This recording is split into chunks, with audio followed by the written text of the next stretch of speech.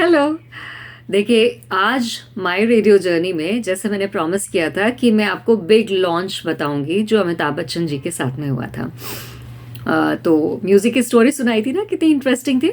उसी तरह से हमने हमारी जिंगल बन के तैयार हुई। तब रेडियो सिटी जो था 104.8 था और उसको बुखार के नाम से उसको बहुत ही ज़्यादा प्रमोट किया गया था। पूरा कैंपेन चला था कि बुखार चढ़ गया, बुखार चढ़ गया है, कितना बुखार चढ़ गया है, 104.8 चढ़ गया है।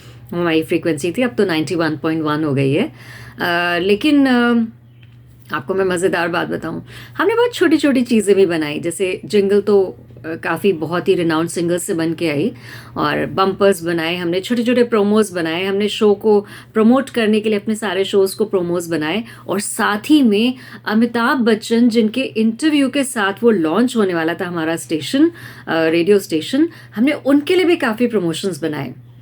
तो भाई फाइनली वो डे आया जबकि अमिताभ बच्चन जी को आना था, लेट नाइट में उनका इंटरव्यू रिकॉर्ड होना था और अगले दिन वो ऑन एयर जाना था। यानी वो 10 तारीख को हमारे स्टूडियो में रात को आए थे, ढेर सारे बॉडीगार्ड्स के साथ, बहुत ही सीरियस लुकिंग और बहुत ही बैरिटोन आवाज़ में, yes where is the studio. और इंटरव्यू मुझे लेना था। तो ये हुआ कि भाई ये बहुत सीनियर पर्सन है, यही लेंगे। यहाँ पे सीनियरिटी मेरी गड़बड़ हो गई थी, बट एनी हाउ। तो जैसा कि मैं ना हमेशा से ब्लैक शीप रही हूँ, तो मैंने क्या किया कि जो इंटरव्यू के क्वेश्चंस थे वो प्री डिसाइडेड थे, जो कि बड़े बड़े लोगों ने, हमारे जितने भी सीईओज और हेड्स थे, उन्होंने मिलकर डिसाइड किए थे और मुझे दे दिए थे कि ये सब पूछना है। लेकिन वो सब बहुत run of the mill questions थे, बहुत इरिटेटिंग। कौन सी पिक्चर आने वाली है, क्या चल रहा है प्रोजेक्ट वगैरह वगैरह, वेरी लाइक यू नो, जिसे कहते हैं कि अनफ्रेंडली टाइप, जो बहुत ही प्रोफेशनल से होते हैं। मैंने चुपके से अपनी एक अलग क्वेश्चन लिस्ट तैयार करी जिसमें बहुत पर्सनल सवाल थे। आपकी पहली गर्लफ्रेंड का नाम, आपका फेवरेट गेम कौन सा था, आपको किन किन बातों पे गुस्सा आता था बचपन में या आज भी आता है, इस तरह के बहुत ही पर्सनल सवाल थे। तो वाई, और स्टूडियो में मैं उनके साथ गई। और उसके बाद क्या होता है, जब रिकॉर्डिंग होती है तो सब बंद हो जाते हैं, सारे दरवाजे बंद हो जाते हैं, सिर्फ मैं थी और वो थे। बाहर सब लोग शीशे से झांक रहे थे। तो मैंने क्या किया, मैंने उनसे बहुत ही डरते हुए कहा कि सर, ये क्वेश्चंस आपको हमारे यहाँ से मिले हैं, पर ये मैंने कुछ अपने पर्सनल क्वेश्चंस जो है तैयार किए, जो मैं चाहती हूँ कि आप उन्हें आंसर करें तो मुझे बहुत अच्छा लगेगा एज योर फैन। और मैंने धीमे से ऐसे करके अपना रजिस्टर जो था वो उनके आगे रख दिया। उन्होंने ऐसे करा और ध्यान से सारे क्वेश्चंस पढ़े उन्होंने। मैंने कहा, मैं डरते हुए, मैंने कहा अगर आप आंसर नहीं करना चाहते तो इट्स ओके, मैं वही पूछूंगी जो लिखे हुए हैं, पर अगर आप आंसर करेंगे तो मुझे बहुत अच्छा लगेगा। So he read and he said okay, आप ये सब पूछ लीजिएगा।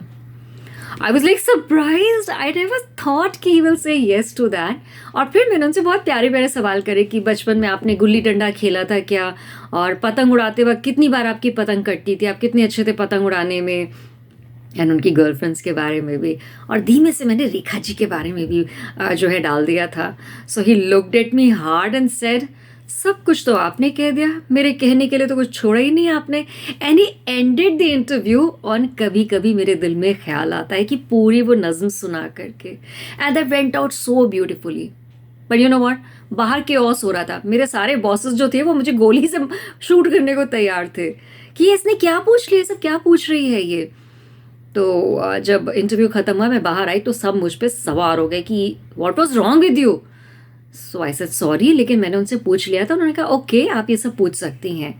बट नेक्स्ट डे जब वो इंटरव्यू एयर हुआ, you won't believe, mister Bachchan उस वक्त सहारा शहर में टिके हुए थे और उन्होंने फ़ोन करके एक्सक्लूसिवली हमारे स्टेशन हेड से कहा कि that interview was really good and that was my prize.